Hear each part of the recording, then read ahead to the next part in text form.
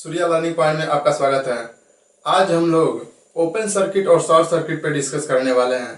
तो सबसे पहले हम लोग ओपन सर्किट देखते हैं क्या होता है। तो हम लोग देखने वाले हैं सबसे पहले क्या ओपन सर्किट। तो अगर जो मान लीजिए यहाँ पे कोई वोल्टेज सोर्स लगा हुआ है और इसके दो टर्मिनल हैं ए और बी। अब ए और बी के बीच में कोई भी क्लोज लूप नहीं बन पा रहा है, तो ऐसे सर्किट को हम क्या कहेंगे? ओपन सर्किट कहेंगे। अर्थात यहां से पॉइंट ए से पॉइंट बी तक करंट फ्लो होने के लिए कोई रास्ता न हो, तो ऐसे सर्किट को हम क्या कहेंगे? ओपन सर्किट कहेंगे। ओपन सर्किट के केस में क्या होता है? इनके और इनके बीच में अर्थात ए और बी के बीच में आर का वैल्यू क्या होता है? इनफाइनाइट होता है।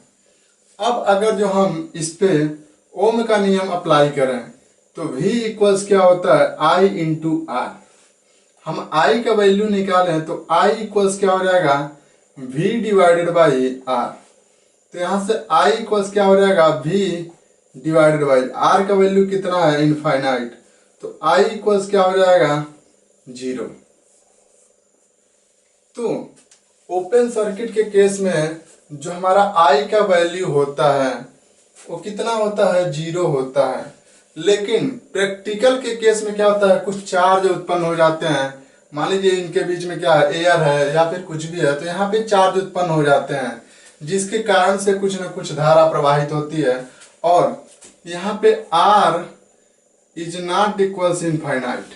अब जब R is not equals infinite होगा, यहाँ से अगर जो I का वैल्यू निकालें तो I इक्वल्स क्या हो जाएगा? V divided by R। तो I equals V divided by, ये इनफाइनाइट नहीं है, ये क्या है? फाइनाइट है। ये फाइनाइट जब रहेगा तो I का कुछ ना कुछ फाइनाइट वैल्यू आ जाएगा। तो इस कारण से प्रैक्टिकल के केस में क्या होता है? I कभी भी 0 नहीं होता है। कुछ ना कुछ nano micro pico ampere flow होता है करंट। तो ओपन सर्किट के केस में हम क्या देख रहे हैं कि जो I का वैल्यू है वो 0 होता है और जो दो टर्मिनल होते हैं उनके बीच में रेजिस्टेंस का वैल्यू कितना होता है? इनफाइनाइट होता है। अब हम देखेंगे शॉर्ट सर्किट क्या होता है।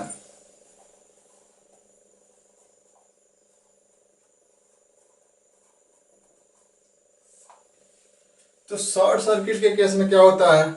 मान लीजिए यहाँ पे एक वोल्टेज सोर्स लगा हुआ है और इसके दो टर्मिनल हैं। कौन कौन से? ये भी वोल्ट का है, ए और बी। अब क्या हो जाए? इन दोनों के बीच में रेजिस्टेंस का वैल्यू 0 हो जाए, अर्थात यहाँ पे इनको शॉर्ट कर दिया जाए, इनको जोड़ दिया जाए। तो इस कंडीशन में क्या हो जाएगा? टोटल करंट इधर से प्रवाहित होगा और यहाँ पे R का वैल्यू क्या हो जाएगा? 0। जब यहाँ पे R का वैल्यू 0 होगा तो ओम का नियम लगाएंगे, V equals I into R. तो यहाँ पे V का वैल्यू क्या हो जाएगा? इसके और इसके क्रॉस, तो V इक्वल्स हो जाएगा I इंटू आर इक्वल्स क्या है? 0। तो यहाँ से V का वैल्यू क्या हो जाएगा? 0। तो शॉर्ट सर्किट के केस में जो हमारा दो टर्मिनल होता है इनके बीच वोल्टेज डिफरेंस का वैल्यू क्या हो जाता है?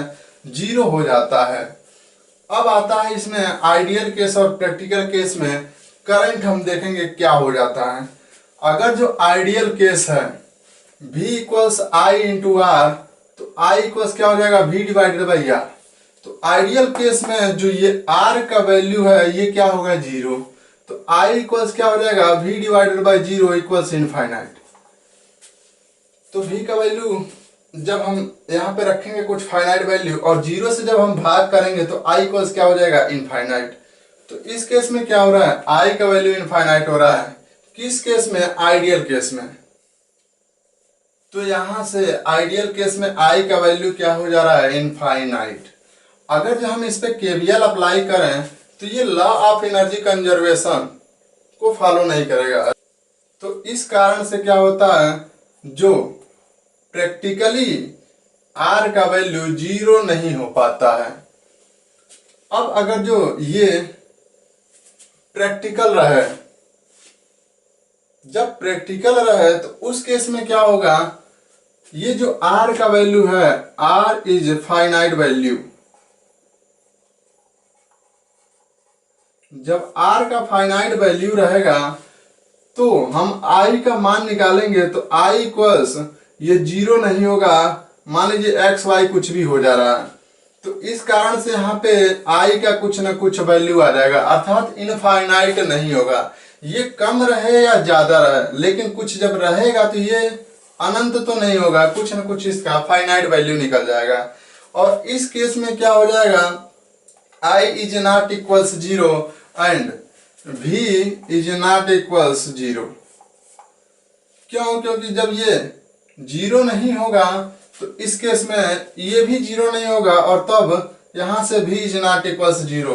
तो प्रैक्टिकल के केस में क्या होता है, जो हमारा V का मान होता है इज नॉट इक्वल्स 0 और जो I का मान होता है इज नॉट इक्वल्स इनफाइनाइट, अर्थात प्रैक्टिकली केस में I is not equals infinite.